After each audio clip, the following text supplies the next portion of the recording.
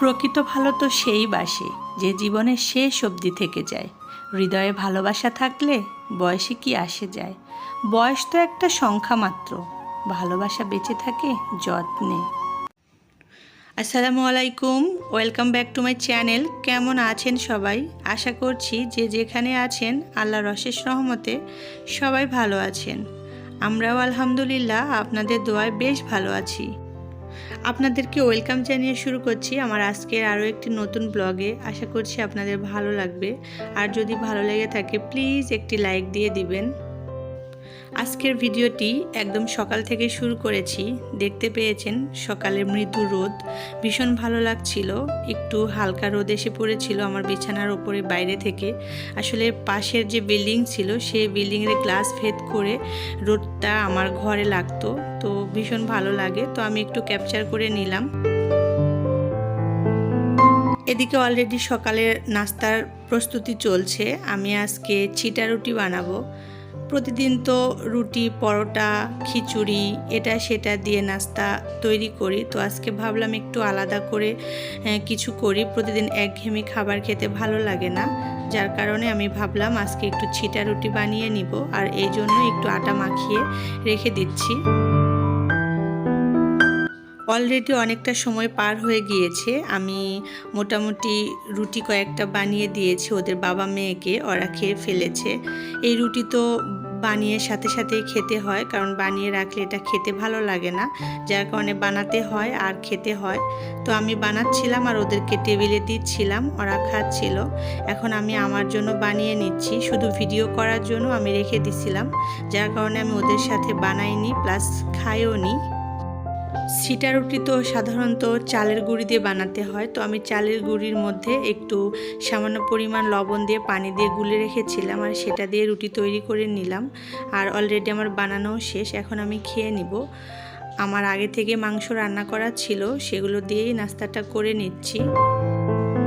এই রুটিটা অনেকে অনেকভাবে বানিয়ে থাকে, আমি আমার মতো করে বানিয়ে নিলাম। তো আমি একটু মুচমুচে করে ভাজি, কারণ আমার তাছাড়া খেতে ভালো লাগে না। নরম তুলতুলে হলে কেমন জানি লাগে খেতে, যার কারণে আমি একটু ক্রিস্পি করে ভেজে নেই। তো অলরেডি আমার নাস্তা করা শেষ, তার পাশাপাশি কিচেনটাও পরিষ্কার করে নিয়েছি, মানে চুলাটা। এই রুটিটা বানালে চুলার যে কী অবস্থা হয় আমরা যারা বানিয়ে খাই তারা সবাই জানি। তার পাশাপাশি আমি একটু চিকেন বের করে ভিজিয়ে রাখলাম, আর কিছু টুকিটাকি কাজও করে নিচ্ছি। এই গাছটাতে অনেক ধুলাবালি জমেছিল, যার কারণে একটু মুছে নিলাম। ধুয়ে নিলেও হতো, তো সেই সময়টা ছিল না। আর আজকে আদার্স কোনো কাজ করতে পারছি না, জাস্ট একটু হালকা পাতলা কাজ করছি, আর তার পাশাপাশি রান্নাও করে নিচ্ছি। মেয়ের বাবা যেহেতু বাসায়, ও ছুটিতে আসে, আর ছেলে মানুষ বাসায় থাকলে আসলে বিশেষ করে আদার্স কোনো কাজ করা যায় না, তখন রান্না করতে করতে সময়টা চলে যায়। আর ওদের জন্যই, ওদের আবদারে আমার সামান্য কিছু আয়োজন আজকে। তো আজকে আমি এই যে ওদের বাবা মেয়েদের আবদার, ওদেরকে মোরগ পোলাও রান্না করে খাওয়াতে হবে। আসলে আমার ভালো লাগছিল না, অনেক বিরক্ত লাগছিল রান্না করতে। তো কি করব, অবশেষে ওদের আবদারে রান্না করতে চলে এলাম। আর ডিমটা আসলে মোরগ পোলাওয়ের ভিতরে আমি দিব না, আলাদাভাবে কোরমা করে নিব, কারণ ওদের পছন্দ আলাদা করে কোরমা খাবে। আর রান্না করতে করতে এদিকে দেখুন আমি একটু পেয়ারা মাখা খেয়ে নিচ্ছি। ওর বাবা পেয়ারাটা কেটে একদম মাখিয়ে নিয়েছে, আমাকে খাইয়ে দিতে গিয়েছিল রান্নাঘরে, তো আমি বললাম তুমি রেখে দাও, আমি খেয়ে নিচ্ছি। আসলে রান্না করতে করতে তো আর খাওয়া যায় না, কাজ করতে করতে খেতেও ভালো লাগে না। তো পাশে যদি এরকম একটি যত্নশীল মানুষ থাকে তাহলে আর জীবনে কি চাই বলুন। যত্নশীল বা যত্নবান যদি একটি মানুষ পাশে থাকে, তাহলে আমার মনে হয় না একটি মেয়ের লাইফে আর কিছু চাই। তাহলে সেই মেয়েটা আমার মনে হয় গোটা রাজ্যকে জয় করতে পারবে, আলহামদুলিল্লাহ।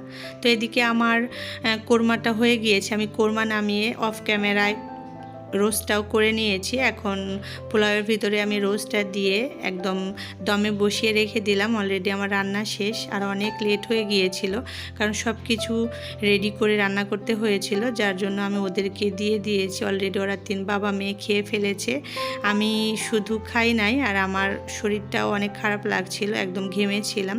তো ফ্রেশ হয়ে তারপরে আমি খেতে বসেছি একদম আপনাদেরকে নিয়ে। সাথে একটু বেগুন ভাজা করে নিয়েছি, মিক্স সালাড বানিয়েছি, আর ডিমের কোরমা তো আছে।